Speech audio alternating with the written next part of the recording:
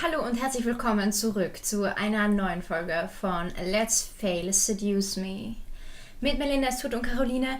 Und ich habe heute, wie man vielleicht in meiner Kleidung sieht, schon voll viele Folgen gemacht. Ihr werdet sie trotzdem erst immer Woche für Woche kriegen. Egal. Aber es ist einfach gerade so spannend geworden und ich kann nicht aufhören. Und ich will jetzt endlich wissen, wie es weitergeht. Also los, schauen wir uns das gleich an. Oh, ich hätte vielleicht noch zusammenfassen sollen, was passiert ist.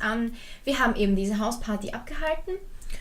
Und am Ende von dieser, also unser Vater war natürlich enttäuscht, so wie immer, und irgendwie wollte unsere Mutter uns mit dem Typen verkuppeln, der auch CEO von der Company von unserem Vater werden will, keine Ahnung, egal. Auf jeden Fall ist dann ein Teufel aufgetaucht und er wollte die Incubi töten. Das hat er aber nicht geschafft, weil unser Haus ist nämlich geschützt durch Magie gegen alles, was aus der Hölle kommt. Und wir anscheinend auch, und das hat unser Opa gemacht, voll cool. Und wir sind natürlich jetzt voll confused, logischerweise. Okay, und ja, weiter geht's. 7 a.m.? Why am I up so early? I fell back onto the bed and closed my eyes, trying to go back to sleep. However, something kept me awake. Why? It's too early to even be alive. Oh, ich kenne das so gut, glaub mir.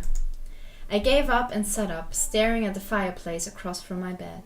A sigh escaped from between my lips before I threw my legs over the side of the bed. What to do at 7 a.m. in the morning?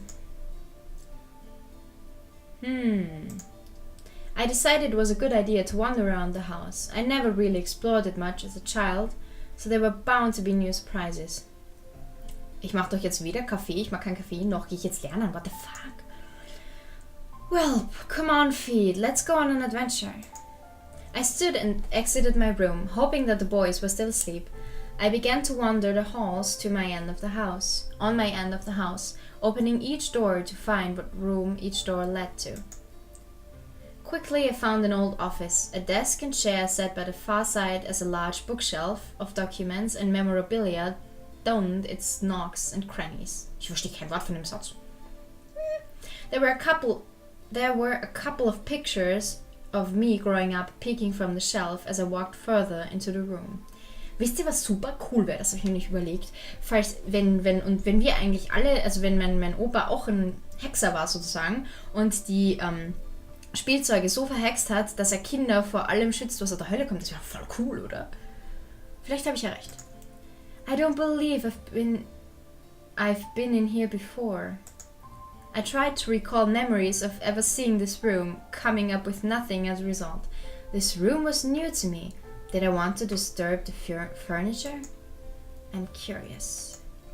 I gently opened the shelves and any drawers I saw in the room, and a couple of them were books and even sewing kits. I assumed they were used for my grandfather's toys, so I left them alone. One drawer, however, was locked no matter how many times I pulled. Come on, open! Nothing. It would not budge. The drawer beside it, though, revealing a laptop. Why is there a laptop in a drawer? I lifted it from the drawer and carried it over to the desk and chair, opening it. It was a high-tech laptop with a retina scanner as a pass lock. I was not sure whether or not to try to unlock it or not. Come on, versuch's wenigstens. I decided to try. I turned on the computer and leaned my face near the retina scanner, lining the camera up with my eye. Und ich habe immer noch nicht verstanden, was da drüben aufblinkt. To my surprise, I heard a ping come from the computer before the screen opened to a desktop. Sag ich doch. Whew, look at that. On the desktop were documents and folders labeled with different aspects of the Anderson Company: taxes, profits, bylaws, products. The list went on and on. If I really did want to become the CEO of the Anderson Toys Company, I had everything about it at my fingertips. Dad would sure be impressed. One icon, however, stood out from the rest. Virago? I double-clicked the icon, but no window came up. Instead, I heard a large click come from the drawer that was locked. What the? I slowly left my seat and walked over to the drawer, attempting to open it again. It slid open smoothly in the direction of my pulling hand, revealing 2 books. One was a plain black journal with a tie to keep it closed. The other was bound in leather with cryptic symbols all over the cover. Ich bin ziemlich sicher, er ist ein Hexer. I took out the journal and skimmed through it, seeing my grandfather's notes. They were all detailed explanations and opinions on his findings on demon magic. Sag ich doch. He really did know about magic. I sat down at the desk and read through the journal further, finding drawings and sketches of symbols and magic cycles, each with their own different meanings and effects. It was all fascinating. There was even a page of important spells to know. I read through them, trying to memorize them into my mind. I don't know what came over me, but I started to feel more energetic and more powerful simply reading my grandfather's notes. I was suddenly aware of the energy that surrounded my body and the power that was around the house. The more I read, the more powerful I became. Ooh. However, my mind suddenly froze and I found myself walking back to the drawer, putting the book back and closing the drawer. The lock reset and I snapped out of it. What? I shook my head and looked at the drawer, realizing what I had done. I walked over to the desk to reopen the lock, but suddenly felt the need to stop. Something held me back and didn't want me to pry anymore that I already had. Creepy. I was curious beyond belief, but I obeyed my thoughts for now. Eventually, I would come back and look into it. I returned to bed. Wir haben übrigens ein Achievement. Curiosity is in the family. I returned to bed, feeling the weight of the morning drag me under my covers to try sleeping again. I had energy, but I wanted more sleep. It was Sunday and nothing was happening today. Das glaube ich nicht. Come on, eyes, back to sleep. I shut my eyes and tried to slow my breathing. I looked at my phone to check the time once again. It was noon, yet it felt like I had slept for much longer.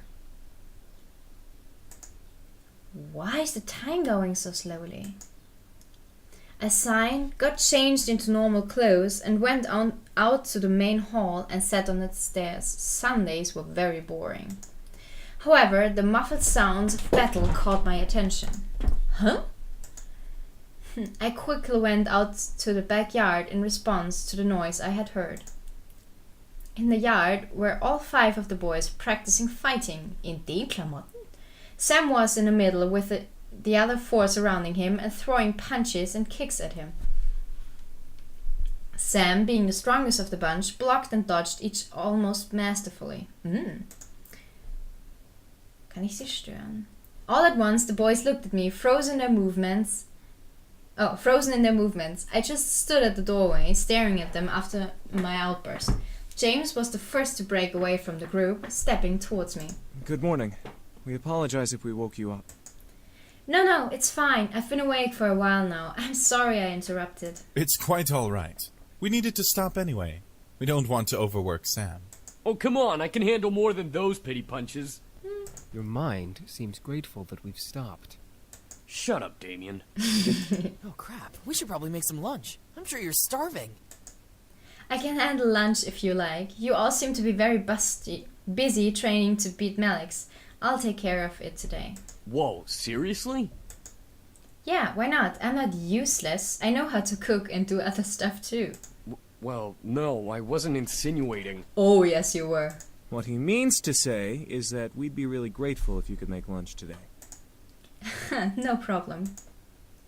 As I turned to the kitchen, the boys went back to training. They seemed very determined to get better and to become stronger.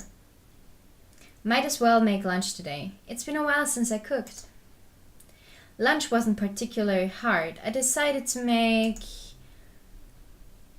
cold cut sandwiches, pizza, simple chicken and rice.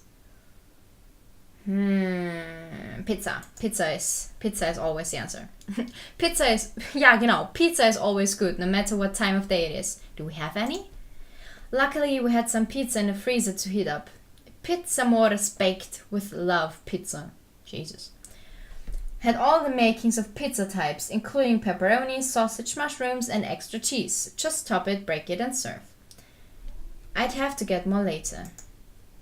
I placed the food in the dining room. However, none of the boys were there by the time I brought the final dish out. I carried that dish to the main lobby, catching the boys separating into different rooms of the house. Part of me wanted to go to one in particular, The other part of me wanted to just leave them be and take the food in my hand to my room and eat. Maybe I could go out today while the boys focus on training. I quickly rushed back and grabbed the second food dish before hunting down one of the boys. Kann ich mir jetzt aussuchen? I couldn't find any of them. I could only shrug though. They knew where the food was, so I went to my room instead and ate alone in my room. It's not my problem. I turned on my computer and started to jam to music as I ate my food. As I ate, das sind furchtbar viele Wortwiederholungen. I began to think about going out. There were so many places to go, things to do.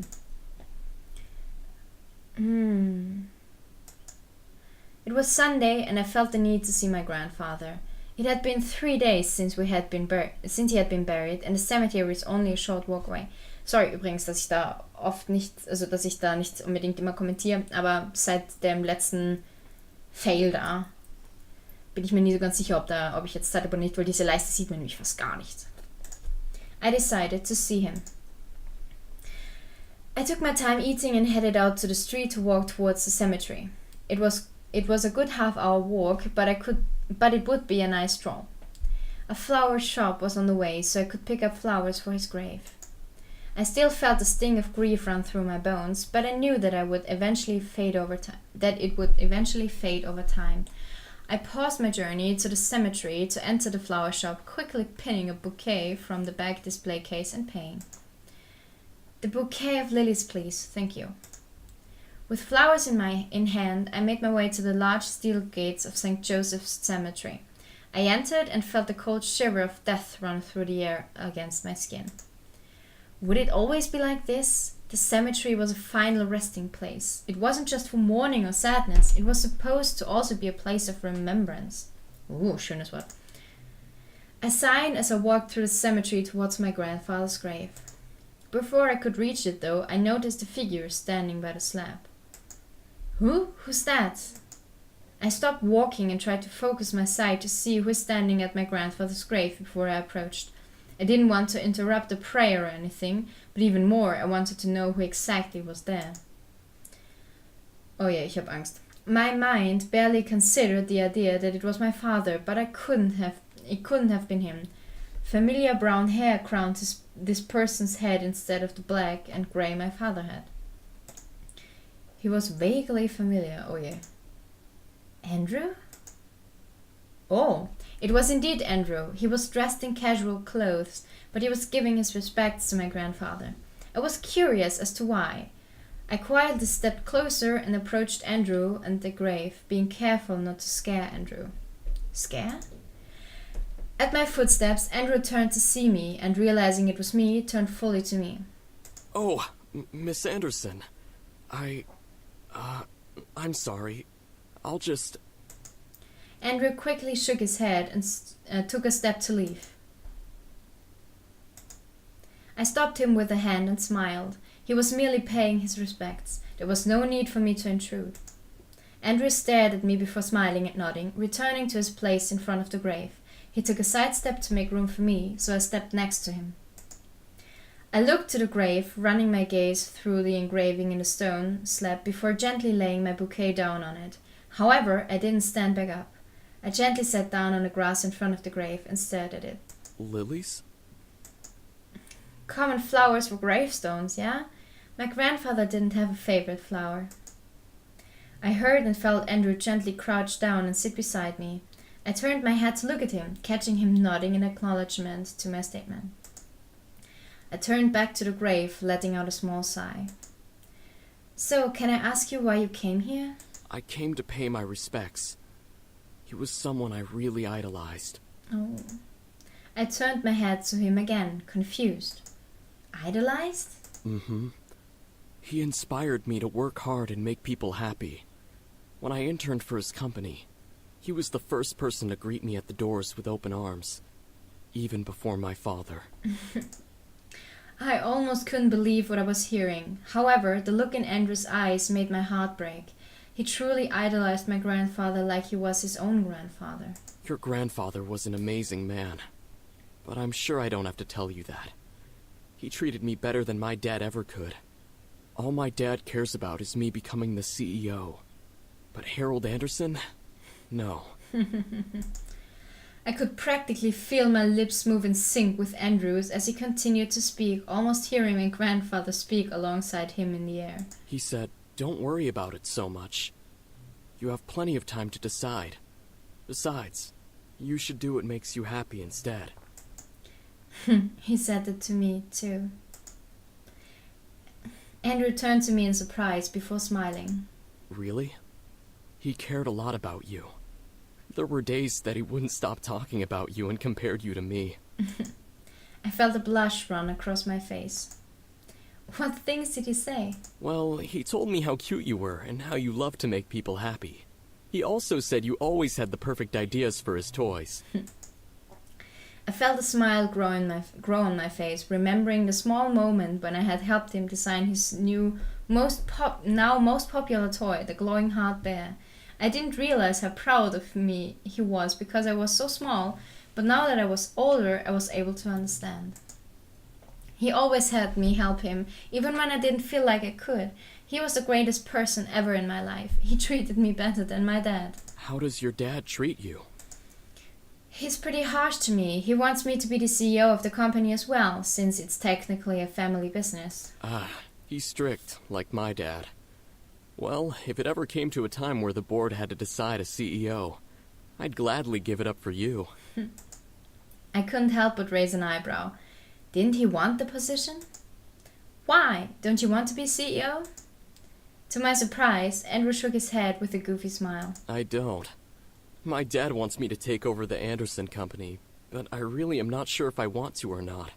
Sure, making toys is great and helping people is something I want to do, but I don't know if I want to head the company. You're not sure what you want to do, just like me. You don't want to be a CEO either? I shook my head. Andrew let out a small laugh. Man, we must be the worst kids on the planet.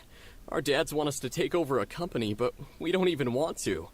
Imagine what would happen if they actually liked each other. I couldn't help but laugh with him. We were in the same boats, yet we were on opposing sides. It was like Romeo versus Juliet, two families competing for one goal, but the competitors didn't want to even try to reach that goal. Andrew gently stopped laughing and smiled at me. Your grandfather was right about one thing, though. You are really cute. Smooth! The blush that had faded from my face suddenly returned at his words. I looked away from him, making him laugh again. Sorry, it's true. Cross my heart. Smooth, Junge, wirklich gut. Thanks. He was flattering me. I had to admit he was cute too, but I had only known him a short while. It wasn't realistic to like him more than that. Andrew cleared his throat and sat up straight, rubbing the back of his neck. I'll let you have some time with your grandfather. I don't have anywhere to be, so I'll wait by the gates and give you a ride home when you're done. It was very sweet of him to wait for me, so I accepted his ride home. Andrew smiled before heading back to the gates. I remained with my grandfather. Ja, wieso nicht? Ich meine, müssen wir nicht gehen und außerdem er ist so lieb. Ich meine, vielleicht ist er auch der Teufel, aber wir sind geschützt, also mache ich mir das nicht so große Sorgen. I'm sure you're laughing where you are, Grandpa. I practically glared at the grave, but after a brief second, I smiled.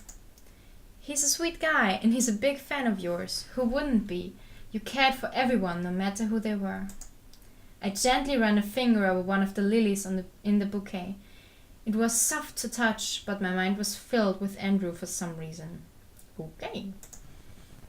Was this grandfather's plan? Did he hope for me to meet Andrew as a kindred spirit?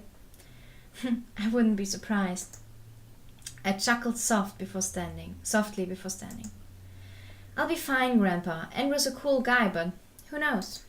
I shrugged before letting out a sigh and turning back to the cemetery gate, where Andrew awaited me. Andrew led me to his car and drove me home. Seht, ihr bringt mich wirklich einfach nur heim. I went to my room and remained there until dinner. The remainder of the night passed by, surprisingly uneventful. The boys continued to train with each other, but were kind enough to stop and make me dinner. I was glad for that. Unsurprisingly, the food was perfect, but it felt a little empty without the boys to eat with me. They most likely had already eaten, but still, I felt lonely. I couldn't let it bother me. I I ate and went back to my room to study and sleep. Surprisingly, I felt good going to bed that night. I felt like I could have a peaceful sleep after the previous rough nights I had. I felt good. Oh, wir haben sicher einen Albtraum. Gar nicht mal? Uff. I drifted to sleep and woke up almost flawlessly the next morning. No grogginess, no aches. Perfectly energized and bright-eyed. Man, how long has it been since I got that much good sleep? I looked to my alarm clock. I woke up 10 minutes before my alarm. Well, hey, I must be lucky today. Karma owed me some luck. After all I had gone through in merely a handful of days, I deserved to get some good luck. Ecstatic for the new day ahead, I turned off my alarms before they could ring and got dressed. However, my phone started to quickly buzz from an incoming text. Who's texting me this early? Yo, Anderson! You're carpooling with us from now on. We're not letting you waste your money on a bus. Get ready and be at your gate at 7 stat. Net? I smiled. My friends were the best. I couldn't drive yet and I didn't have a car, so it was awesome that my friends would let me carpool. I checked the time. 6:30. Perfect, I can eat some breakfast before they come. I packed my bag and carried it downstairs into the kitchen. I quickly made myself coffee and toast. Ich hasse Kaffee. Not having time for anything big.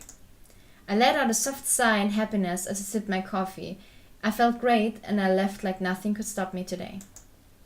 Come at me, Day. I'm ready for you. Oh, ihr sagt das ja nicht. I looked to the time again. Time to go. I quickly rushed to the doors, checking myself in the passing mirror. I wasn't wanting to impress anyone, but I still needed to look decent. And right on cue, Naomi drove up to the gate with Suzu waving me down. I rushed out the door and we headed to school, talking about the homework and the coming day. We made it into the school without a hitch. Our lockers were in the same part of the hall, so we quickly unloaded what we needed to and got our important books and necessities. First incident of the day. As I walked towards Suzu and Naomi, who were both waiting for me on the opposite side of the hall, something hooked my ankle and made me fall forward. Ouch. Oh. Hey, are you okay? Who did that? The three of us looked back to see Lisette and her gaggle of girls. Lisette had a look of complete innocence, while the girls around her giggled like no tomorrow. Why, you little... Suzu, don't!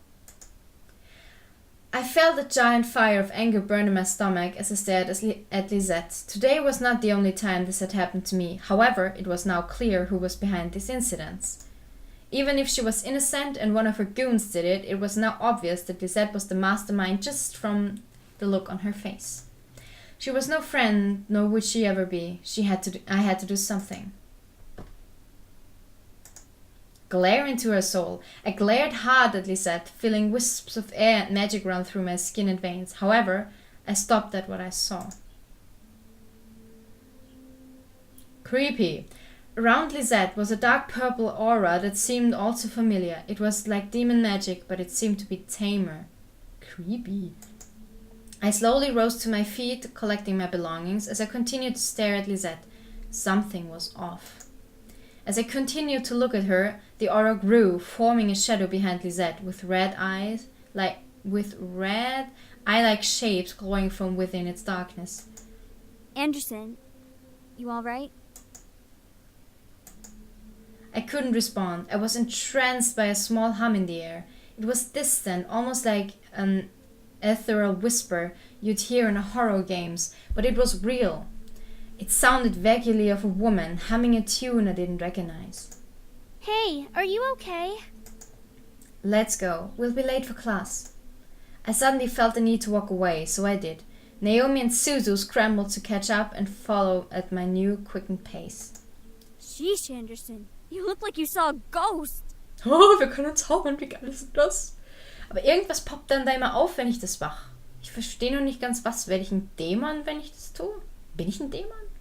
Ist das dann gut oder schlecht? Irgendwie gut, oder? Are you really okay? That fall was pretty bad.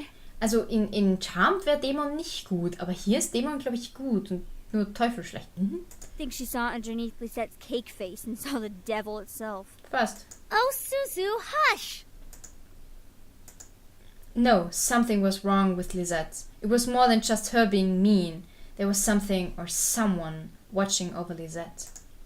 Or they were watching me behind Lisette. What they were doing, I didn't know, but it was definitely demonic.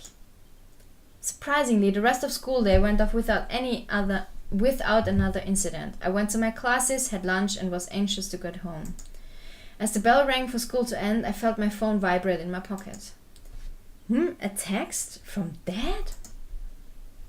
I'll be picking you up today. Make sure you're ready to go when I get there. That is kind of a surprise.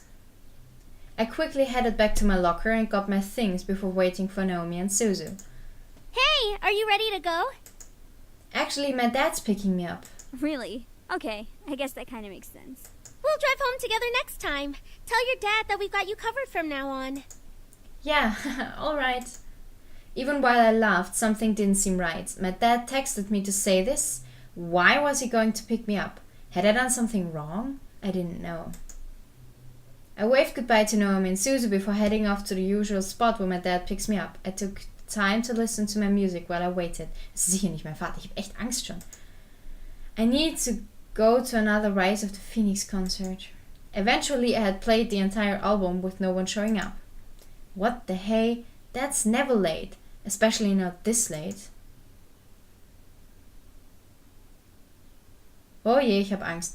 I quickly dialed my dad's number again, but as soon as I pressed call, it disconnected and read a signal disconnection error message. Oh, ich hab Angst. What the? No signal error?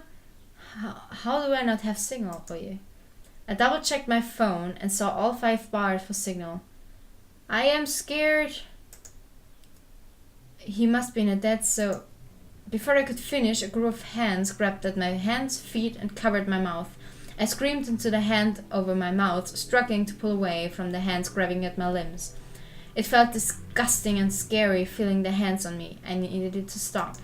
Hey! Don't dirty up Malix's prey! Ja, das war jetzt schon klar. The voice, which sent a fearful shiver down my spine, whispered into my ear. You're coming with me, Miss Anderson. I couldn't fathom what was happening, but before I knew it, I was blindfolded and my limbs were quickly tied up. I felt myself being carried somewhere and was shoved into something that echoed the interior of a bus or a van. The doors closed and off I was taken, unsure of where I was going and why. All I knew was that I was in trouble. Und dabei werde ich auch diese Folge diesmal beenden. Ich hoffe, es ist spannend genug, dass ihr die Geschichte weiterhören wollt und ja, wir sehen uns beim nächsten Mal. Baba.